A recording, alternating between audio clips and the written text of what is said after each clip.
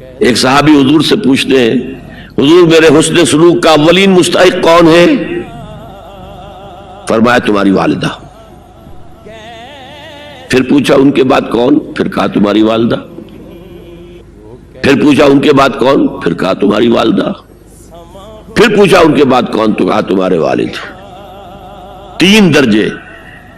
اور یہ جو فرمایا الجنت تحت اقدام الامہات، جنت تو ماؤں کے قدموں تلے ہے، یہ باپ کے بارے میں تو نہیں فرمایا۔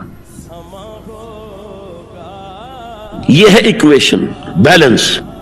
اسلام قسط کی بات کرتا ہے، انصاف کی بات نہیں کرتا۔ انصاف تو یہ کہ آدھی روٹی ادھر دے دو آدھی ادھر دے دو، انصاف ہے، یہ اچھی چیز ہے۔ یہ قسط یہ ہے کہ بوجھ اٹھانا ہے تو جو زیادہ قوی ہے اس کو زیادہ بوجھ دو اٹھائے، اور جو کمزور ہے اسے کم بوجھ دو، یہ قسط ہے۔ تو اسلام نے عورتوں پر ذمہ داریاں کم رکھی، ان کے اختیارات کم رکھے، لیکن اولاد پر حق ماں کا 3 درجے فائق رکھا، اور اس سے وہ خاندان کا ادارہ جو ہے مستحکم ہوتا ہے۔